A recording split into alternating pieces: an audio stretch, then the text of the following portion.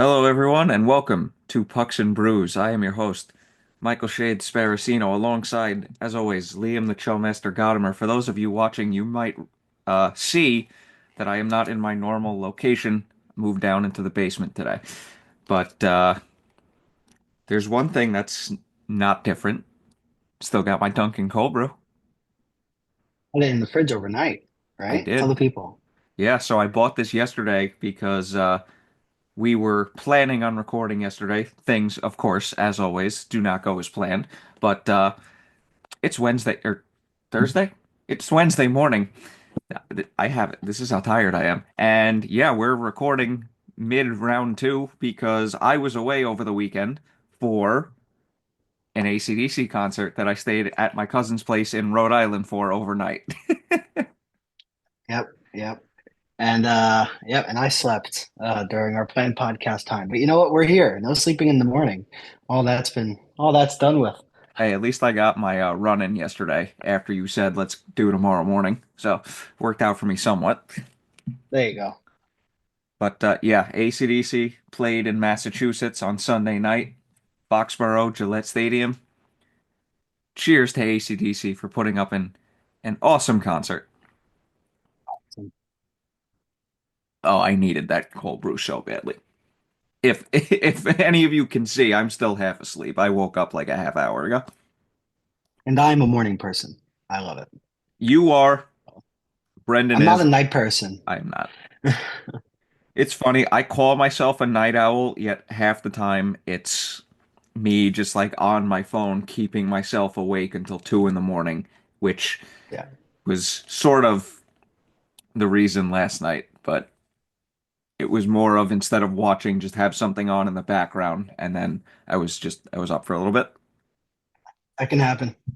But yeah, cheers to AC/DC. Thank you for putting on an awesome concert. Thank you to my cousin for letting me stay at his house for 2 nights so I didn't have to rush back and forth right after the concert. But yeah, if you guys get a chance, go see them. They still got it. Never lost it. Well, yeah, they kind of did for a little bit with Brian Johnson's hearing, but remember Yeah, that whole Axl Rose I debacle? do. Mm. Yeah, but luckily I saw them. Luckily they toured again, and I'm still on a high from that. It's been 3 days. A That's awesome. Glad you had fun. lot of fun. All right, so let's get into the hockey of the podcast because that is why we are all here. So first and foremost, let's talk about the draft lottery. They actually did it live on television. The actual process for the first time ever to, mitigate the rumors and the BS online. Oh, it's rigged, it's rigged. And let's just cut right to the chase because, of course, in true Rangers fashion, the Islanders win the draft lottery. Yeah, Shades, a couple of things to this. Number one, I respect the NHL for coming out and saying, let's get this out in the open, no more conspiracy theories from our fans. But I have to be honest with you, and I would love your take on this. I had no idea what was going on. I Hmm. had no idea. I mean, they tried to explain it, but I had no idea. I only knew the Islanders won when they told me the Islanders won. I don't know how you saw it, but maybe I wasn't tuned in 100%. Nick's game was going on as well, but I got to be completely honest with you. I forgot the draft lottery was even on because this took place on Monday, right?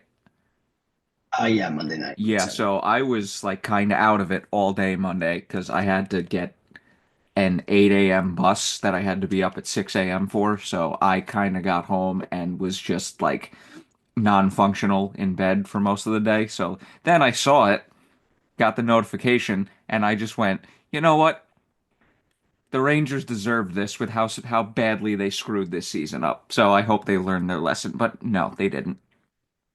Yeah, I completely agree with you when it comes to the Rangers. One fact that I do find interesting is that the Rangers dominated the Islanders in the head-to-head regular season series. And if the Rangers had won, just or lost rather, just one of those games, they would have the number one overall pick. But Shades, there are seasons where you deserve the number one overall pick, and there are seasons in where you do not.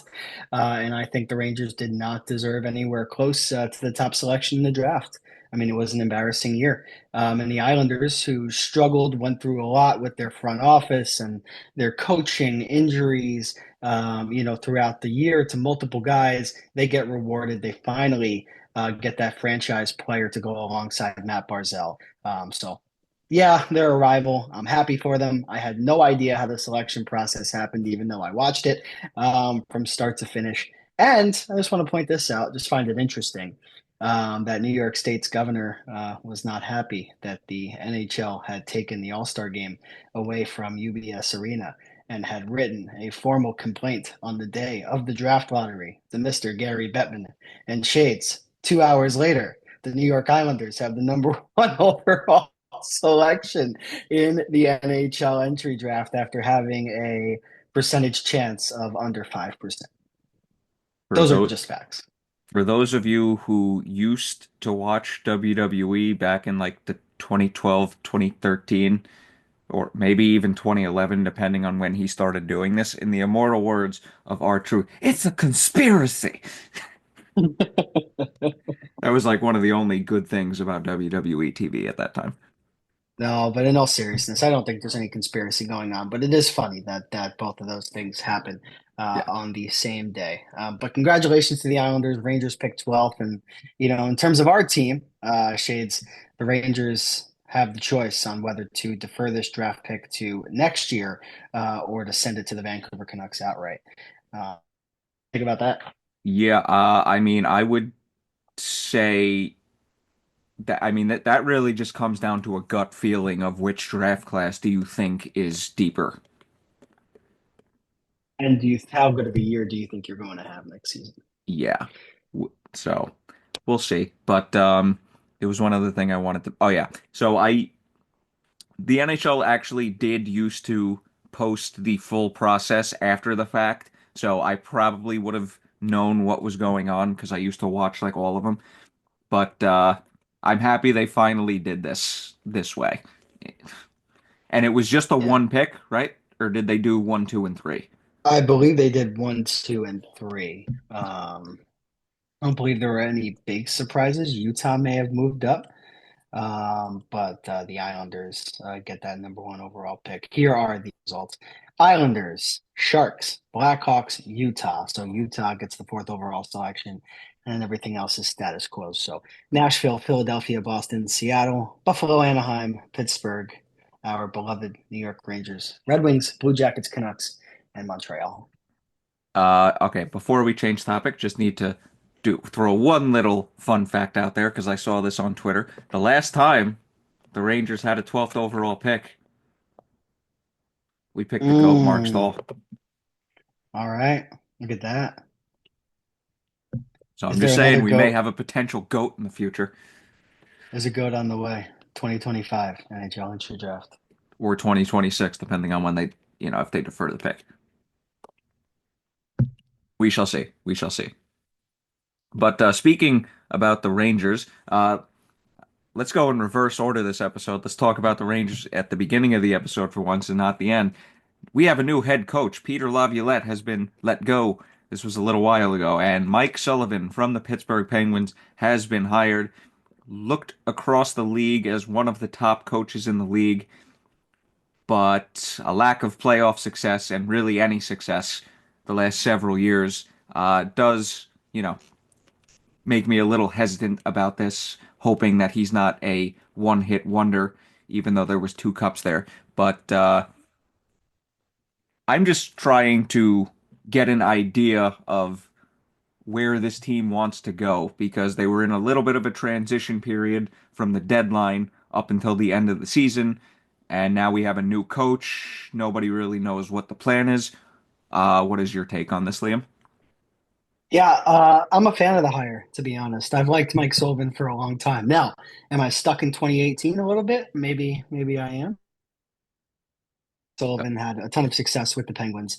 But in the last couple of years, no doubt, the record has been, you know, Well, you kind of have to look away if you're a Penguins fan. 112, 99, and 35 the past 3 years. Winning percentages in the last three seasons Hmm. in the order going to this past year.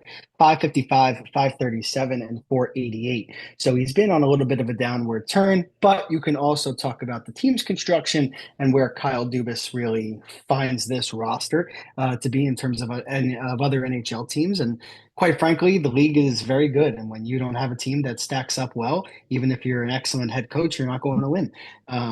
This might not be regular season, but look at John Cooper in the playoffs. One looked at as one of the best coaches, if not the best coach in the entire NHL.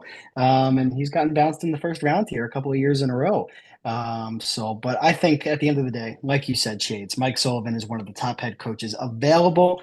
I'm sure that you would have liked to see a little bit more of a prolonged. But let me tell you, when Chris Drury signed his extension with James Dolan, you knew this was happening. Drury and Sullivan's relationship is excellent, and you knew that was the next domino that was going to fall after Drury was retained for another few years. That's obviously the future that the owner of the Rangers wants to see. I don't hate it, but definitely Mike Sullivan does have some walking to do when it comes to the Rangers because they're really in a situation, both in the room, on the ice, upper management, past head coaches. Like it's looked upon as one of those situations that, albeit they're an original 16, there's a lot of turmoil there. So there's a lot of straightening out that Mike Sullivan has to do. So a lot of work to be done, and I think he can do it. He coached parts of 10 seasons with the Penguins, 409 victories. This guy, two Stanley Cups. He knows how to win. So, Yeah, just a couple little tidbits to add on a couple things you brought up. One, with the Lightning being bounced in the first round 3 years in a row. If you take a look at Vasilevsky's stats during those three series, yikes. and look Um, at Tristan Jarry and look at the other goaltenders that Mike Sullivan has had to deal with year to year. Just putting that out there. I Tristan Jarry got sent down to the AHL this year, so it's not this always on the coach. Good point.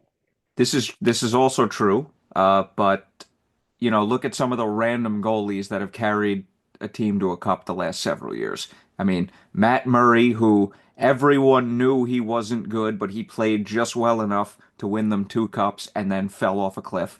As much as I like Darcy Kemper, he was barely a starter in the league, and then he wins a cup.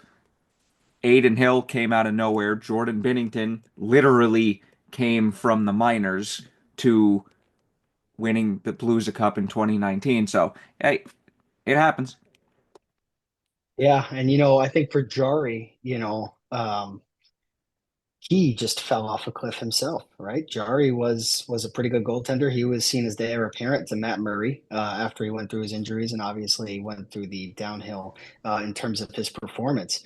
But yeah, no, goaltending can definitely go both ways. And you make a good point there. And I hope Sullivan can turn a new leaf with the Rangers again because they need change. They need help. It's a tough situation, you Yeah. know?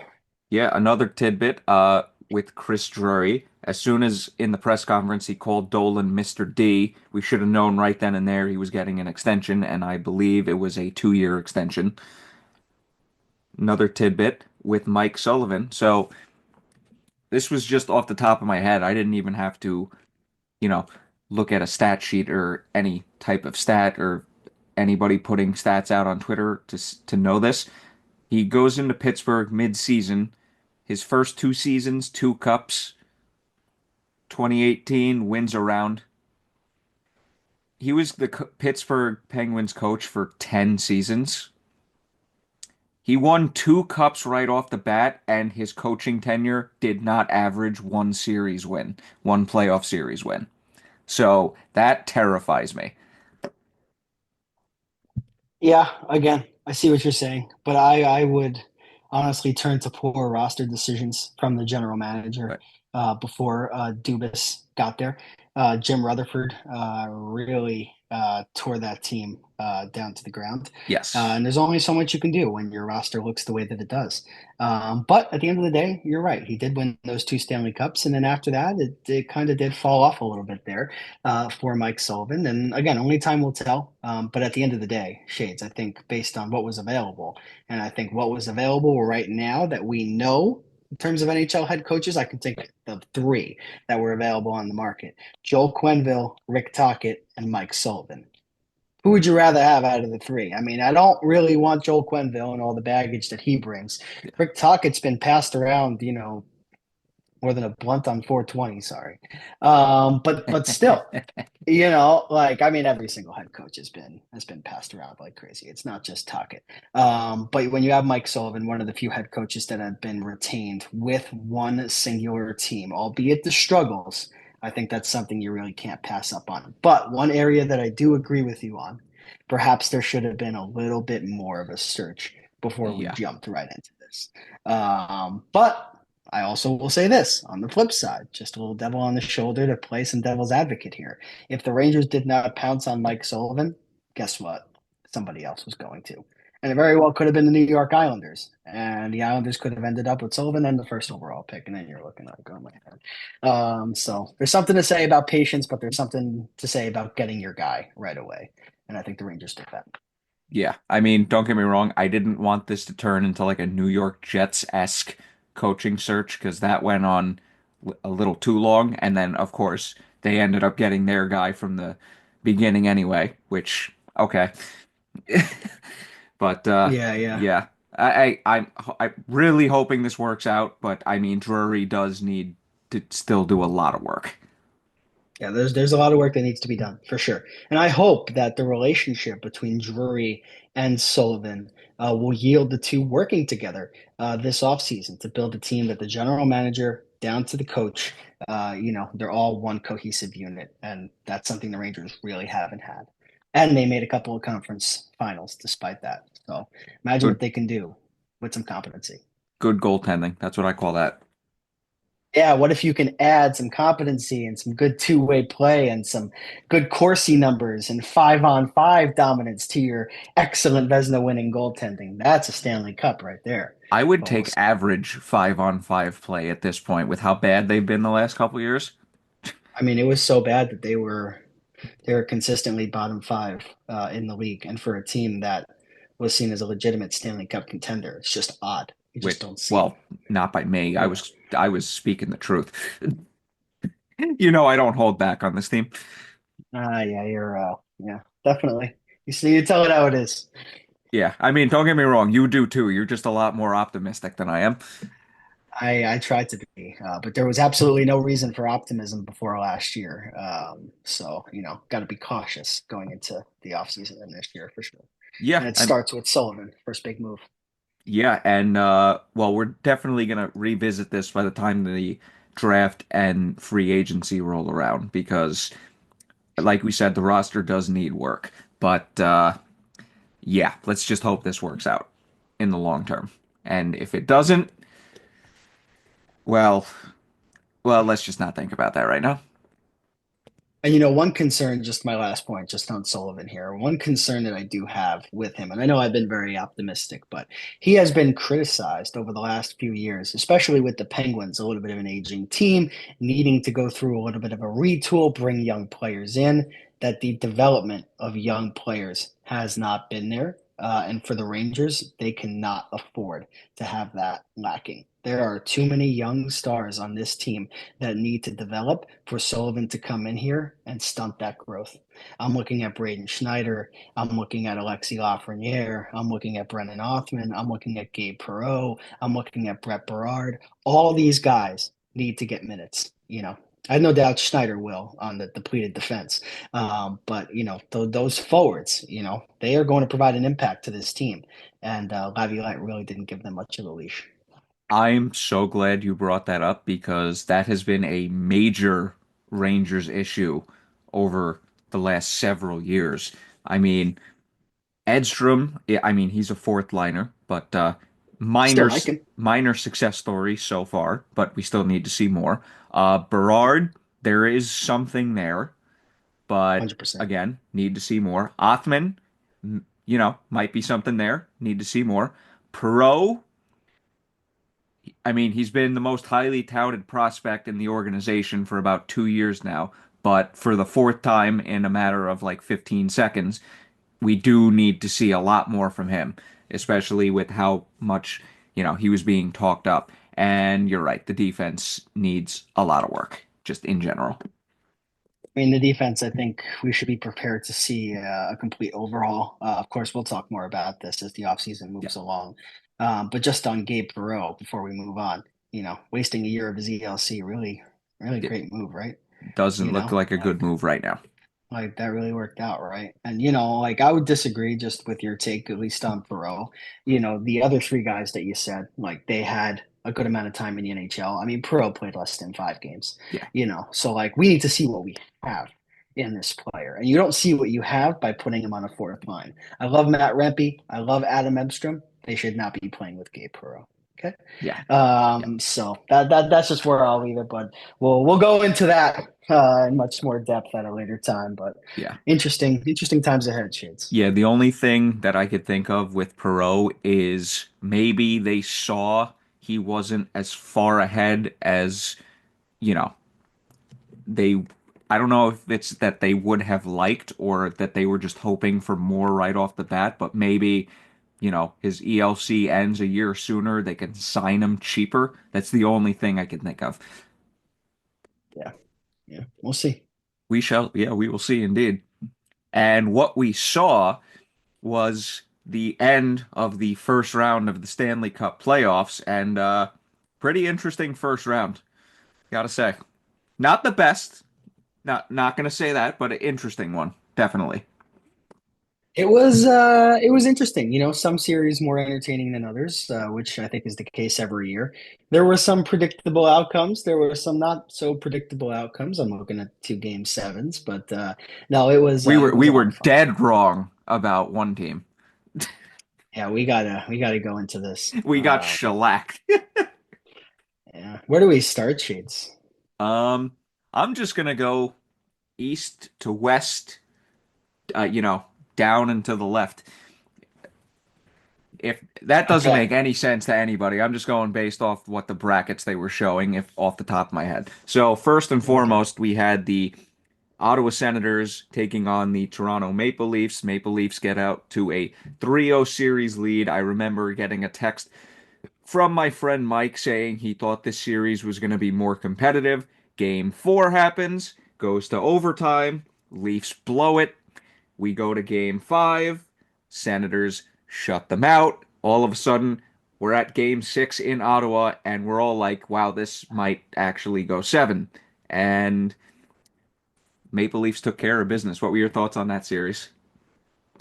Yeah, I definitely think the Leafs had cause for concern going into game six because going into that one, two out of their three victories were in overtime. And you know how much of a crapshoot overtime can be in the postseason. So, did they really outplay Toronto, in the games, or did Toronto really outplay them in the games that the Maple Leafs won? You're not so sure, but the Maple Leafs get the job done in game six, a game on the road that I don't think many hockey fans had faith that they would be able to close out.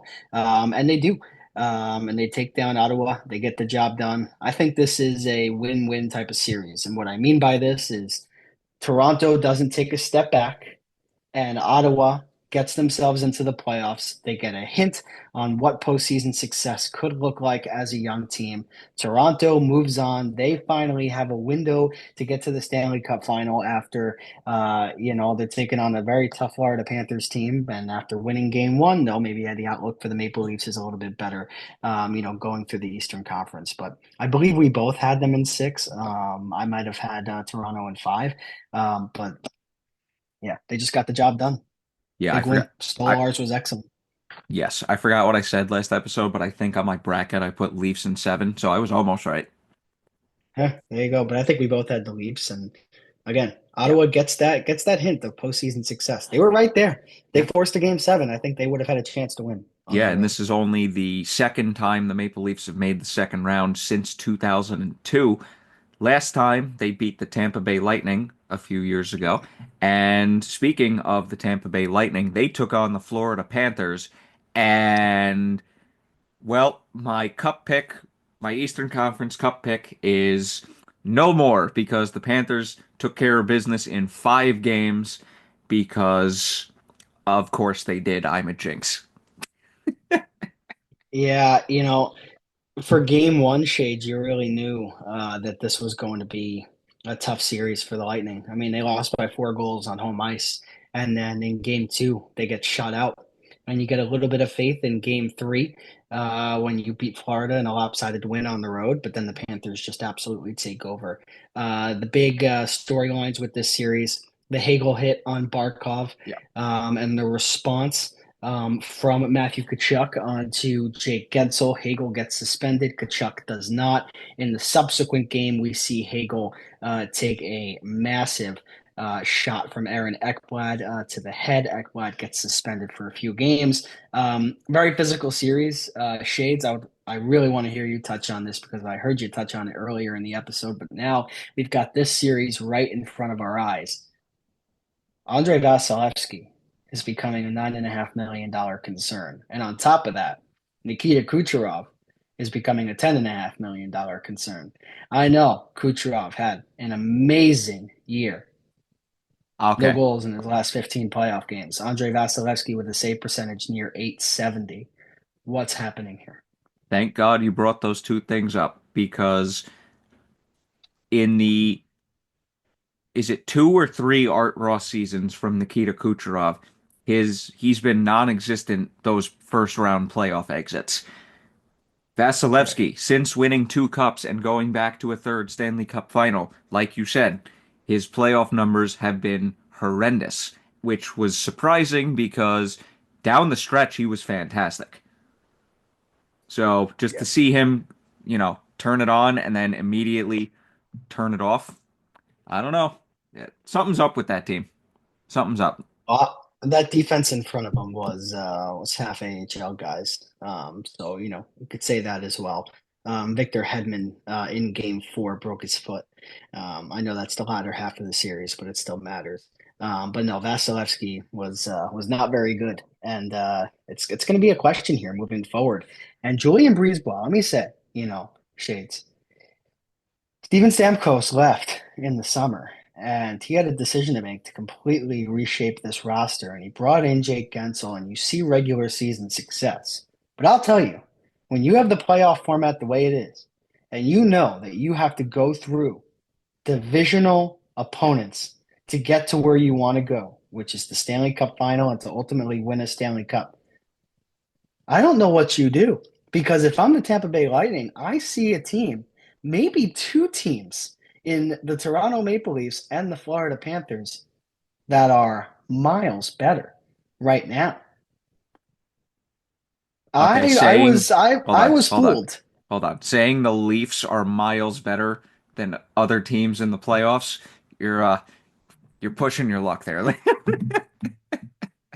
Well, the Leafs have made it to the second round 2 straight times, right? What have the Bolts done? Well, I mean, they've won two And who cups in did the the last six Leafs seasons. and who did the Leafs beat to get to the second round for the first time since 2002?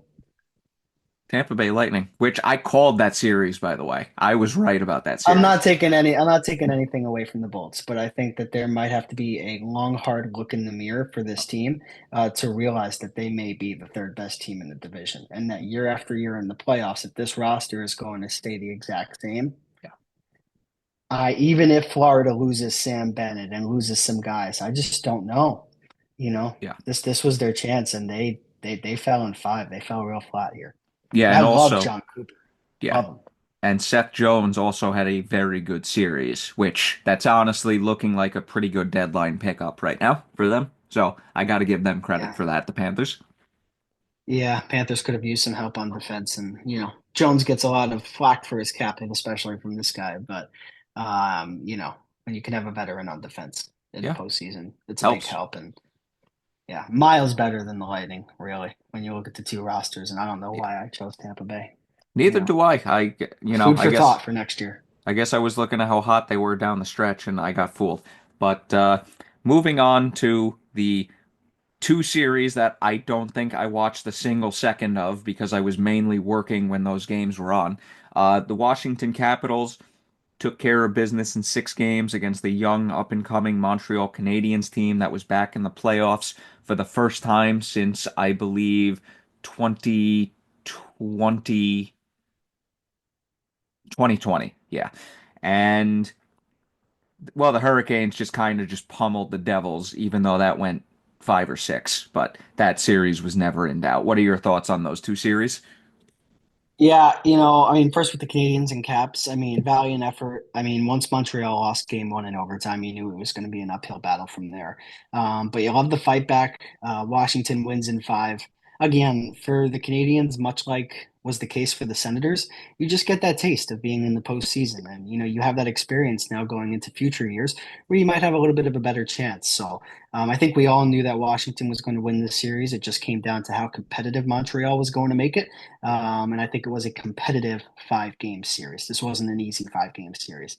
On the other end, Uh, for Carolina and also, New Jersey, yeah, also shout out to Alex Ovechkin for scoring his first ever Stanley Cup playoff overtime goal. And that series, yes, and excuse me, that celebration was kind of funny. only took him 3 years. No, I'm just kidding. Took him 20 Congratulations years. to the greatest goal scorer of all time for finally accomplishing that feat. And just on to the second series, real quick. Shades, I told you this was going to be short and sweet. I said, clown me if it's not. And well, nobody's going to clown me because I was right. And the one game Thank that God, because I didn't have Carolina to do extra lost, work. yeah. And one game that Carolina lost was in overtime, was in double overtime on the road. Um, Two teams on the complete opposite ends of the spectrum here. And when New Jersey doesn't have Jack Hughes and they lose Luke Hughes during one of the first 2 games on the road, it's really tough to bounce back from that. So we'll see what Sheldon Keefe and the Devils have for the offseason and for next year. But I thought Markstrom was really good. He kept them in a lot of those games. Let me tell you, I told you this during the predictions, and we saw it last night. Logan Stankoven is a player that was made for the Carolina Hurricanes. He is a player for that team. Like, he really fits well in that system. And even though Mikko Rantanen put forth his magic, and we'll talk about that in a little bit, I think the Hurricanes got the right player for their roster, Oh, and yeah. they're primed to make a run here. 5 game win for the Caps and the Canes, and now they go and battle each other. So fun Eastern Conference first round, Jake. Yeah, yeah, no, not too bad, not too bad. And now we kind of get into, the Western Conference where, I mean, it's you want to talk about entertaining. I got to give the edge to the Western Conference in this aspect. So let's start from the top here. Winnipeg Jets versus St. Louis Blues. Winnipeg takes the first 2 games, and then who do you know? Good old playoff Hellebuck rears his ugly head, Oh goodness. cannot stop a beach ball games 3 and 4. Blues come roaring back into the series. Winnipeg takes game 5. Who shows up in game 6 again? Playoff Connor Hellebuck. And we have a game 7 that, of course, I did not see a single freaking second of because, well, it was a couple nights ago and I was coming back from Massachusetts, which, don't get me wrong, as much as I would have loved to see this game, it's fucking AC/DC. I was going to see them. But what we get is a double overtime game 7. But before the double overtime, Winnipeg, with 3 minutes left to go in the game, is down 2 goals. Vlad Nemesnikov gets a fluke one off of a St. Louis defender's skate and takes a massive bounce where, it's kind of hard and impressive at the same time to get a snipe on a puck that was going not towards the net. So credit to Vlad Nemesnikov there. You know, you take him off the Rangers, he scores a fluke goal. Got it. Gotta love it. And then Cole Perfetti with less than 2 seconds left. A puck gets thrown near him. Awesome deflection. Shout out to his first deflection in the game too, which was insane. So if it wasn't for him, Blues would not have even made it to overtime. And, Perfetti scores the 2 goals, and we get to double overtime. And, oh man, I wish I could have seen this game, but I had business to attend to, as I just said. And in kind of surprising fashion, the Winnipeg Jets pick up the series win. What were your thoughts on this series? Yeah, this ton of storylines like you talked about, Shades, and the biggest one, perhaps until Game Seven, was Connor Hellebuck, and we talk about Andrei Vasilevsky and his lack of success in the postseason. Well, Connor Hellebuck is right there along with him. In the first game, Shades 5-3 Winnipeg, exactly how we expected to go. Game two, Winnipeg holds serve again on home ice and takes a 2-0 series lead, but then Connor Hellebuck gives up 12 goals in 6 periods. And you're saying, what's going on here? And, St. Louis wins games 3 and 4. And you knew the Blues were not going to go down easy, Shades. They're coached by Jim Montgomery, who, in my opinion, should never have been ousted from Boston, one of the best head coaches in the NHL, especially for a guy who's had 3 stops. And I think this series for a team that really didn't match up well on paper against one of the best teams in the entire Western Conference. He made this a 7-game series, and the Blues, well, they damn well should have won it, but we'll get there. So it's a 2-2 series tie. Winnipeg wins Game 5 in predictable fashion. St. Louis wins Game 6, but again, that's 7 goals against, 5 goals against. 5 goals against for Connor Hellebuck in his 3 road games against the St. Louis Blues in this series. So that's significant. That's 17 goals in 9 periods. And then in Game 7, like you said, Shades, I think you really wrapped it up well. This was all St. Louis until it wasn't. And Pavel Buchnevich had a chance at the empty net rather, did not score. And how many moments do we see like that when you have an opportunity to put the game away, even if you have a 2 goal lead and everybody and their mother thinks that it's over, and then 1 goal goes in the net, like you said, bad bounce. Nemestikov scores a big goal after leaving the Rangers because, of course, he does. Brett Howden did the same thing in the Wild series. We'll talk about that in just a little bit. Former Rangers just absolutely love doing that. And then again, you touched on it, Shades. Cole Perfetti. I mean, that first deflection was unbelievable. It was Kreider-esque, even though I know that will piss you off. I'm sorry. And Hey, it was a good the second deflection. the second, it was a good deflection. The second one, I don't even think that you're looking at the clock at that point, wondering how much time is left. You're just playing and you're just hoping, and Cole Perfetti to be able to deflect that in a young player who just had his moment. So game goes to overtime. And then, of course, another former Ranger, Neil Pionk, takes the shot from the point. Adam Lowry, the captain, tips it in. Winnipeg wins the series in 7 games. Just wild.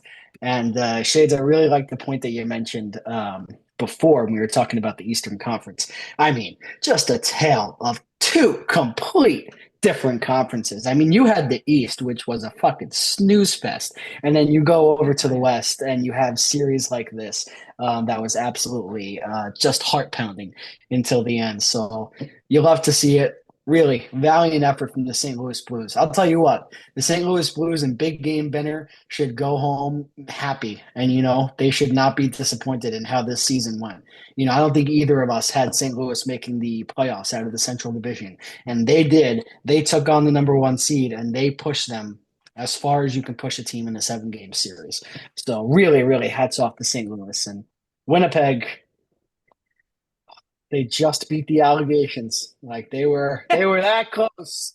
But man, fun series. Fun series shits. Oh yeah, and we're going right into another fun series. The Colorado Avalanche took on the Dallas Yep. Stars. I mean, dude, we're only the second series into the Western Conference recap at the moment, and we're already Yeah. blowing the Eastern Conference out of the water.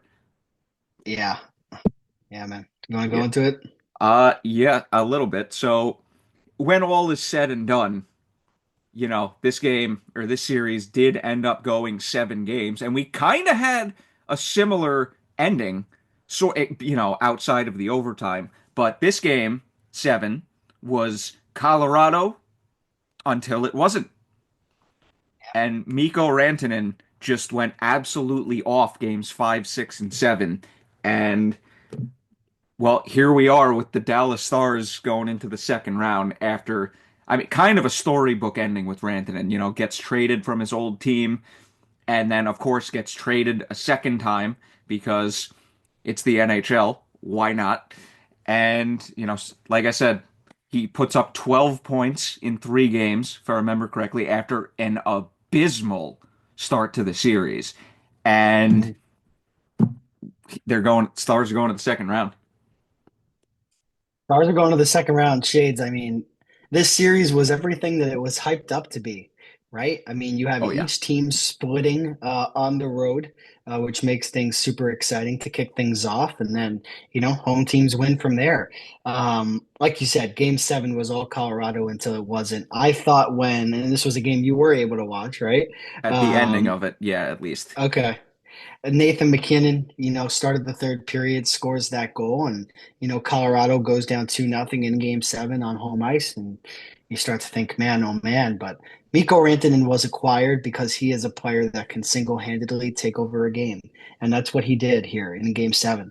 I mean, he took that puck in the neutral zone, and what a shot that was from the high slot. Then you give your team some life, right? Yeah. Then suddenly the crowd has some energy from the first time all night.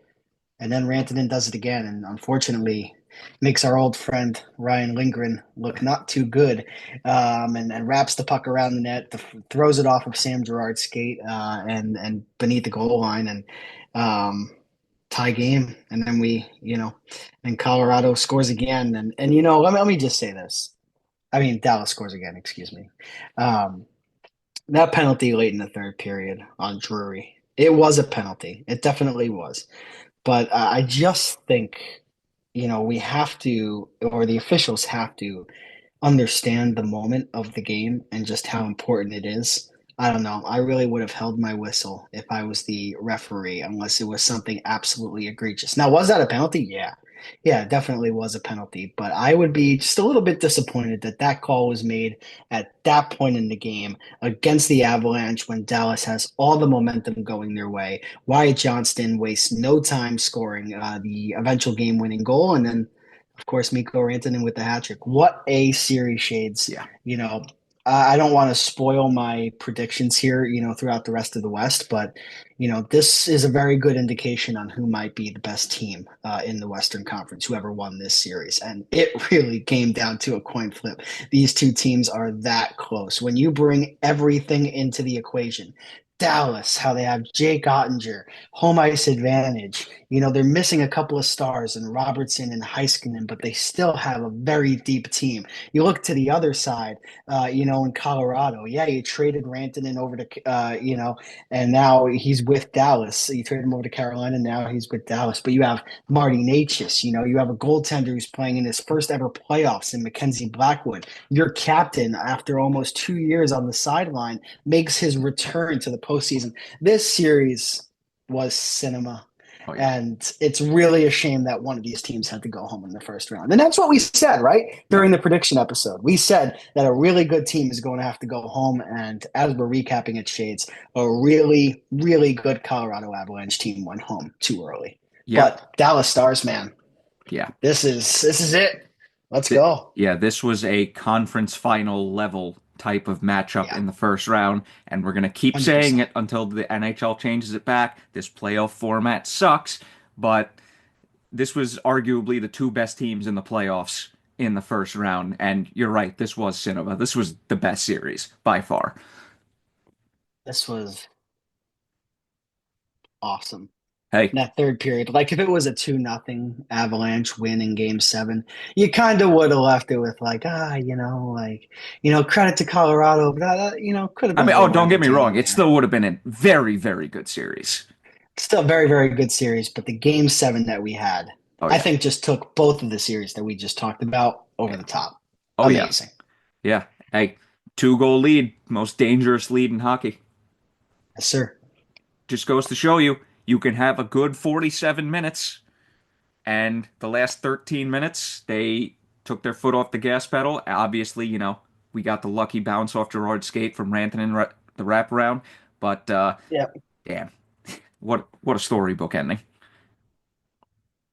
And I just before we leave this series real quick, I just want to touch on Jared Bednar's comments during the post game press conference. Oh, I also He said, want to bring something up after this, but please go ahead. yeah, no, he just touched on how it was one of the best Avalanche rosters that he has had a chance to coach, and I 100% believe him Oh when he yeah, says that. So, certainly up there. and this doesn't pertain to the specific series, but I hope that Colorado doesn't try to overcorrect in the offseason for really what was the consequence of a postseason format that really did two teams that, man, during the regular season, I mean, look at what Dallas did. I mean, they traded away futures and Logan Stankoven to get Mikko Rantanen. That's a risk. Colorado, bringing back their captain, in the first round series, they trade away Rantanen, who is a 120 plus point player alongside Nathan McKinnon. These two teams took major, major risks this season, Oh yeah. and it was so freaking close. And I really just hope Colorado doesn't overcorrect here. Mackenzie Blackwood was awesome Yeah. in this series. Jared Bednar, top three coach in the league, and he's not three. Really, I can't say enough good things about this series. Both teams really well played. And Pete DeBoer, by the way, elite in game sevens. Can we give our man some flowers here? What is he, 9-0 now? 9-0. Pete DeBoer, tip your cap. Damn. Everybody left him for dead when he left New Jersey and San Jose. And then he comes to Dallas, and they might just go and win a Stanley Cup. So, We might just have to start calling him Mr. Game 7 over Justin Williams. for real, Williams has been retired for a little bit now. So Yeah. maybe. I mean, hey, Justin Williams had a pretty good run on Game 7s himself. I think he ended up winning six in a row, and then, of course, he goes to the Capitals and they lose. But The yeah, year they lost to Carolina, right? no, Pittsburgh that year Oh, during Pittsburgh. one of their cup runs. Yeah, but he's 9-0 in Game 7s, Pete DeBoer, and then we go to the Avalanche. They've lost seven Game 7s in a row, I believe. Yeah, Which, or is it seven or eight? It's one of them. not sure. But man, Big streak on both sides. Yeah, yeah, which is something you would never have expected to see a couple years back. But for here we sure. are. Man, what a quarter of the Stanley Cup playoff bracket that was. Amazing stuff. Yeah, and now we get to two more pretty entertaining series. Don't get me Yeah. wrong, not at the level of the other two, but Vegas Golden Knights take on the Minnesota Wild, and I'm going to keep saying it year in and year out. The Minnesota Wild surprise me every year with how good they just actually are come playoff time. But Vegas took care of business. Minnesota did put up a very good fight, though. Yeah, again, kind of like we talked about with Washington and Montreal, we knew who the better team was. It just came down to how much of a fight the other team was going to put up. And Minnesota, again, you got to give them credit. They were excellent. They pushed this series to 6 games. Overtime was a factor in the series. Former Ranger Brett Howden scoring in the extra session because, of course, he did. It's always the Um, former Rangers. yeah, it is. Vegas is just good enough to beat the wild card team, but I really, and again, this doesn't have any. This is not because of what we saw last night, but I just don't see Vegas really giving Edmonton much of a fight, to be honest. Um, I think the Oilers are going to win this one with ease, just like I said Carolina was going to beat New Jersey with ease. Hmm. But again, when Minnesota fought, I wish Marc-Andre Fleury, could have had a Cinderella run to his name in his final year. But there's a lot of good stories on that team, but Vegas got the job done when they needed to. And before we go on to the last series, the Minnesota Wild are the Toronto Maple Leafs just wearing green. Eight first round series losses in a row. Yeah, but they don't have the regular season success I feel like Toronto does. I don't I know. mean, don't get Maybe me that's wrong, recency they're not a biases. bad regular season team. They're actually a pretty good one. Yeah, yeah, But they're the only team, I think, in the four major sports history to make the playoffs eight times in a 10-year span and not win a series. So they out Maple Leafs the Maple Leafs. it's impressive. Yeah, and for the wrong reason. Yes. But on to the last series where, I mean, don't get me wrong, this was very entertaining, series two, but it was kind of sloppy compared to Colorado and Dallas. The Edmonton Oilers ended up edging the Los Angeles Kings and move on to the second round. This all started in game one where you knew this series was going to be a shit show. LA gets out to a 4-0 lead or a 3-0 lead. Next thing you know, it's 5-4 and Edmonton is very close to tying it in the closing seconds. And that should have been the indicator of where the series was going to go. But LA, they take care of Edmonton game one. Our predictions through the first three nights of the playoffs were all looking good because I don't think we got a single game wrong with our predictions at that point. And then things, pull a complete 180. Edmonton squeaks by LA. Edmonton game two, excuse me. LA squeaks by Edmonton. There you go. And then game three happens, and Edmonton just took over. Yeah, for me, I think the real changing point in this series or turning point in this series was game four, when LA wasn't able to get that empty net goal. Byfield scores that empty net goal. They have a 3-1 series lead going back home to LA, and hockey is a game of inches sometimes. And Yep. Oilers tie the game, then they win it in overtime, and then they go on to rattle two straight, win the series in six, like you said. Uh, um, LA lost this series, game four, and Jim Hiller, his post game comments, when he kind of clapped back at that reporter, I'll tell you, like, in my opinion, and for having worked for a hockey team, and luckily this never happened when I was with the Gladiators at all, but you could understand how this could affect the team's mojo when a coach makes comments post game about your team or even just infuses negativity into that locker room or just surrounding the team. The PR talk of the Los Angeles Kings after game four, after they blew it, and after Jim Hiller made those comments, it went from a young up and coming team finally going to exercise their demons against the Edmonton Oilers, a team that has consistently taken them down. It switched from that to just a complete negative bubble that the Los Angeles Kings found themselves in. And it really doesn't surprise me that they went on to lose the series. I'm going to say it so many times over and over. Edmonton won this series with their game four comeback. And this was not a series Edmonton won. This was a series LA lost. Because if they went up 3-1 and they came back home for game five, I really don't think they would have lost. But credit to the Oilers. That's what battle tested teams do. They went to the Stanley Cup final last year against the Florida Panthers, battled back from a 3-0 deficit. That's no small feat. And they made us look like fools. And or at least made me look like a fool. Well, yeah, we should have known. Incorrect prediction. We We should sh have known. we Yeah. we really should have known.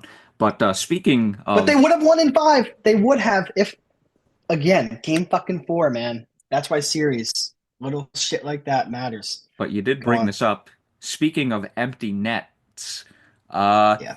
so for those of you who don't know, and none of you do until now, Liam did pretty good at the end of this game. So what he ended up doing, well, I'm allowed to say this now because you're allowed to bet on Oh, hockey good. again. Oh, goodness. Okay. So this guy puts in a five-leg parlay of a couple baseball game spreads, one Not sponsored by not Fanatic sponsored Sportsbook. again, not sponsored. I'm not even going to say it just in case, but he has a parlay going. First two legs hit, no problem. And I'm like, all right, Liam, parlay's off to a good start. Third leg hits. All right, this is getting interesting. Fourth leg hits. Now this is really getting interesting. So, with a minute to go in this game six between LA and Edmonton, Liam's parlay, the last leg, is Edmonton minus 1.5. The Kings score with like 54 seconds left. I am watching this game going, no, no. They might have just ruined Liam's parlay. Drew Doughty, with like 4 seconds left, takes a slap shot from his own zone. And I'm like, yeah, this game's over. Liam, his parlay shot. I feel for the kid. Drew Doughty takes a slap shot from his own zone, hits Connor Brown, and with like 2 seconds left, I'm like, no. Connor Brown scores on the empty net with .8 seconds left. And I am going absolutely nuts for Liam. Where is Liam? He's asleep. I fell asleep because when you place big bets like that and you're on the verge of winning, why would you put yourself through pain and unnecessary stress? You might as well just wake up, check the bank account, and if you see $900 sitting in there, you see $900 sitting in there. And for me, I woke up and I didn't look at the sports book first thing I did when I woke up. Don't worry, I'm not a degenerate like that. But I woke up at around 3 a.m. and I saw my text messages, which again are relatively low. They usually have around five or six, but Shades and Brendan, they are on mute just because there does tend to be a good amount of text sent in that chat. There was 45 messages, and 44 of them were from Shades. Are you serious? That might be a little hyperbole, but there were quite a bit, and it's just Shades going, "Holy fuck! Oh my gosh! No! Yes, Liam, holy fuck." And I'm like, oh my God. So I was like, I haven't even looked at the scores yet. So I go to the sports book and wouldn't you know it, there's Near Granson in the account. So big win. I'm trying to pull it up right now just to see what the legs actually were. But it was a free $50 bet that you get for signing up with Fanatic Sportsbook. You know, so if So anybody I did look this not up. sponsored, Yeah, not not sponsored. sponsored. I did look this up. That varies by state, and New York is not one of them, unfortunately. Different Really? different promotion. That Yeah, New York has a different promotion, which ugh. Yeah, I was kind of let down by that too, because I'm just like, ah. Well, here was the win. It was Toronto Maple Leafs -1.5, and again the Leafs had a two-goal third period, and they scored an empty net goal themselves. I think it was Nylander. Knicks +1.5 against the Pistons. They won by 3.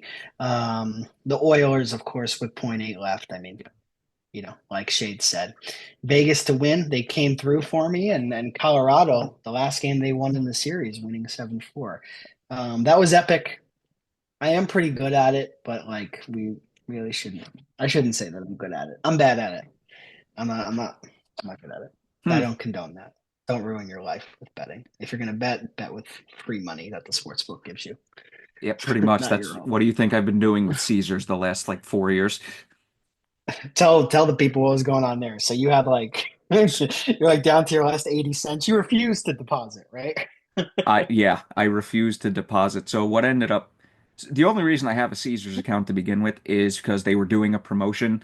You get a free 300 when you sign up with the account, and I literally mean a free 300. You did not at that time have to make any type of deposit whatsoever. The only caveat was you had like 30 or 60 days to bet $300 worth of bets, like between a parameter of odds. So that was the only caveat, but I mean, that 300 lasted me. I mean, technically, it's still lasting me. It's been like 4 years now. So, doing all right. Didn't I save you like from your last 80 cents or something Kind for of. that parlay? Yeah. Kind of. Brought you back from the dead shits. Look at Yeah, that. I was trying to. Did I have the Blues in one of those games that brought me back up to like 5, and then you helped me get back up to like 8, and then the next day I blow one of those dollars because your parlay was dead wrong. I knew I shouldn't have Yeah. listened to you. Hey, we're not all perfect now. Come No. on. But remember what I said. I gotta pick and choose what you do with your parlay, and then the two legs that you specifically say I need to pick were the two that get blown out. I gotta Yeah. love it. Yeah. Gotta love it. Don't bet on Pittsburgh Pirates. Yeah, no, no. Don't become a degenerate. I'm going off of free money right now. So anyway, that's enough about sports betting. Let's get into this second round.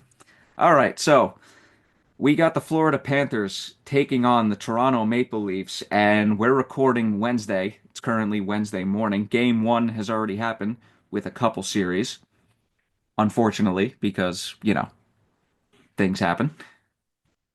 AKA, I was at an AC/DC concert on Sunday.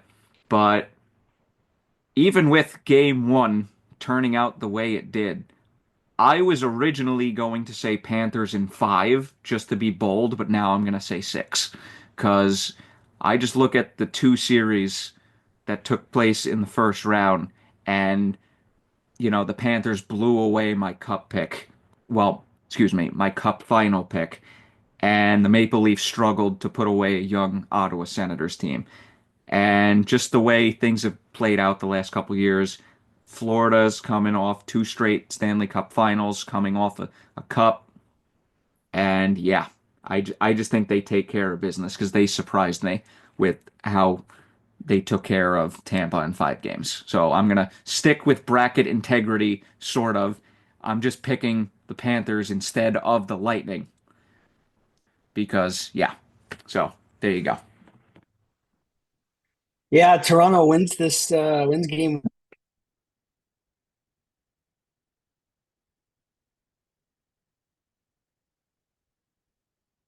Toronto go and win this series from Brad Marchand and the Panthers, but I just don't see it.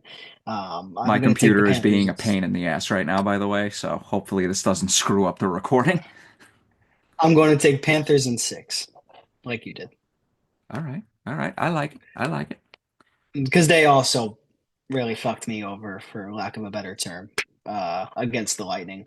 And we clearly saw just, again, like we talked about in that series, just how much better the Panthers were. And like you said, Toronto struggled to put away a young Senators team. And even with game one going the way that it did, I wouldn't expect Florida to go into Toronto and win both of the first two games.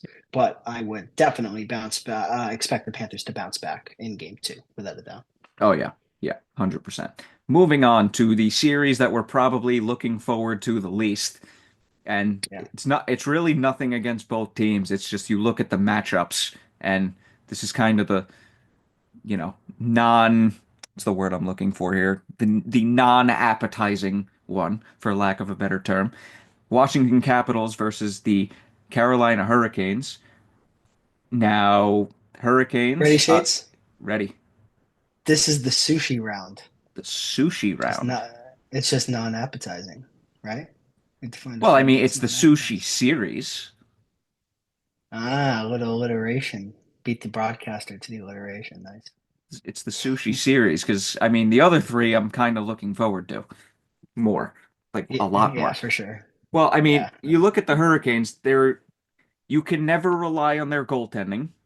I mean, they did lose a couple of pieces from last year, which as good as they are, I mean, I don't know. This series just doesn't have the star power that the other three series have.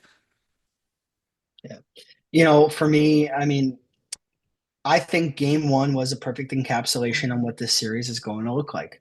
I think that Washington will keep it close, but I think when we look at the full 60-minute effort, it's clear that Carolina is the better team. Now, the big thing is going to be goaltending. And I think the Hurricanes need Frederik Anderson and they need him to be healthy. And luckily last night he was in between the pipes and he was healthy and he was all good to go, and cross your fingers that that stays the same way all throughout the remainder of the playoffs. Washington, let me tell you, they got outplayed last night, Oh and yeah. Logan Thompson kept them in the game for a very long time. So the goaltending for the Capitals, nothing to sneeze at. Also, they have the best player on the ice in Alexander Ovechkin, so you got to take that into account. I'm still going to take Carolina. I don't think it's going to be easy, though. This is going to be no devil series. I think this will be Carolina in six games, a hard fought six games. Well, like I said, I'm sticking with bracket integrity to the best I can. So I'm sticking with Washington because I originally had them in the conference final to begin with. But I'm going to go seven games. I think this is going to be a very close series. And with the way Carolina won game one, I mean, Freddie Anderson, look, as much as I like him, he's bound to have one bad game late in a series. And I'm just going to say that happens. Yeah, for me, it's less about having that one bad game, and it's just more about staying healthy for Freddie. Yeah. But I do agree that he probably more than anybody is the X factor in this series. Oh, yeah. That and special teams. Which special teams is going to show Mm. up? Because Carolina's really struggled last night, Yeah. and Washington, they didn't put up a lot of offense either. So special teams, big factor in the playoffs. So it's going to be a fun one, but probably the least appetizing of the four. Yeah, Carolina dominated them in regulation just to score one goal, and then they scored in Yeah. overtime. So I'm still gonna pick the Caps. But hey, well, let's see. Let's see. We were 5 for 8 in the first round. We're already differing in the second round. So all right, moving on to the Western Conference: Winnipeg Jets versus Dallas Stars. This is kind of two powerhouse teams right here. This is probably going to be the series of the second round. And like I said, bracket integrity, sort of. I'm picking Dallas because I originally had Colorado. So I'm going to say 6 games just because I can't trust Hellebuck to force a game 7. Yeah, Dallas seems destined here to make a little bit of a run. I'm also going to take the Stars, but I'm going to take them in 7 games. I think this is going to be a really tight series and a bounce back one for Connor Hellebuck. We'll see. A little hot take there. All I right. think it's going to be a good amount of goalie duels between Otter and Helly. Yeah, this should be a very good series. Just look at both teams on paper. They're just stacked. And home ice will. Do they have home ice? Winnipeg has home ice, correct? Yep. President's Trophy. All right. So you got them in 7. I got them in 6, the Stars. All right. All right. And on to the last series. We got the Edmonton Oilers taking on the Vegas Golden Knights. Like we said, basically, well, Winnipeg and Dallas is the only series that hasn't started yet. But sticking with bracket integrity, gonna go Vegas because I originally had them in the conference final, and I wasn't thrilled with what I saw with Edmonton. I just thought the Kings completely blew that series because they imploded. But I'll stick with Vegas, even though Edmonton took game 1. I'm gonna say I'll say 6. I'll still say 6. I'll be a little bold. Yeah. Okay. I think Edmonton in 4. All right, shoot. I just can't trust Edmonton's goaltending. As hot as I can't Pickard trust is right now. I can't trust Edmonton's goaltending either, but I'll tell you this, Shades. If Edmonton, I think the biggest game in this series will be game 2. If Edmonton can win game 2 and steal both in Vegas, I don't see how the Golden Knights win on the road. In Edmonton. I just don't see it. So there's my prediction. 4 or 5, but I will be bold and I will say Edmonton in a 4 game. Sweet. God damn. All right. But don't clown me if Vegas wins. Okay. Oh no, it's the second round. You're not Vegas is a getting very clowned. good hockey team. Yeah, Vegas is a very good hockey team. I just Edmonton is just on a different level, and I feel this way with Edmonton shades. And maybe this is the sports better in me talking, but I feel like Edmonton can just score at will. I just Yeah, have zero worries about Edmonton scoring, and even if you know the goaltending lets them down a little bit, if they have to go and win an 8-7 game, I think that they can go and win an 8-7 game. So I have a lot of faith in the Oilers, and I didn't have a lot of faith in them against LA, who I thought were a very defensive, well-coached, structured team. But LA just fell apart when they had a chance to put them away. pretty much. Pretty much. Also, Edmonton's, defense core on paper is has always been suspect, kind of like the Maple Leafs, except the Edmonton Oilers actually can win a couple series in the same year. But all right, so we agree on Dallas and Florida, and we differ on Washington and Carolina and Edmonton and Vegas. All right, so let's see which person's right for bragging rights. Yeah, at least we differed here. It's nice to see that for a change. Yeah, yeah. We really should have known about LA and Edmonton round 1. We should have known. I don't But know. again, it was 3-1. Yeah. I've only been right 8 for 8 one time, and it was when Johnny Gaudreau scored Game 7 OT winner against Dallas when he was still on Calgary. Only time I was Yeah. ever 8 for 8. Hmm. The only other time I got close was the first year I started predicting playoffs back in 2014. Colorado and Minnesota, Game 7 overtime coin flip. And of course, Minnesota scores and completely ruins my first round bracket. Hockey, baby. Yeah, that was a good first round that year. That was good first round. But yeah, so first rounds of the Stanley Cup playoffs are over. Second round is underway. I'm gonna try. Well, I mean, I am gonna get this podcast episode out today. Hopefully within the next, well, in the next couple hours. You know, definitely before tonight's games. Remember, it's Wednesday. This should be a pretty good second round. Could be Yeah, a lot of very fun. well should be. Did you see Chris Pronger on ESPN last night? That was pretty cool. I did. Yeah. Yes, it's good to see a new personality in there. Yeah. Although I do admit I do love the TNT panels with Biz and Hank. Those are always pretty good. Biz and Hank are the best. Yeah. William's good too. Yeah, yeah, no, but should be a good second round and yeah. Yeah, I'm looking forward to it. I'm gonna be home the next 2 nights before I have to basically work like 6 out of 7 nights. So I'm gonna miss a lot of this round again, unfortunately, but I will enjoy what I can. You got anything to add? I guess that's it. I mean, I just want to let the people know that since my Western Conference champion was eliminated, I have to pick a new Western Conference champion, Hmm. and that will be ready. Drum roll, You're picking the Oilers, aren't you? Dallas. Okay, was about to say. Like me too. Uh, You know, for Dallas Edmonton's going to be cinema in the conference finals. How many times have we seen Dallas Edmonton? This the second or third time hmm, that's a good question, actually. in the conference final.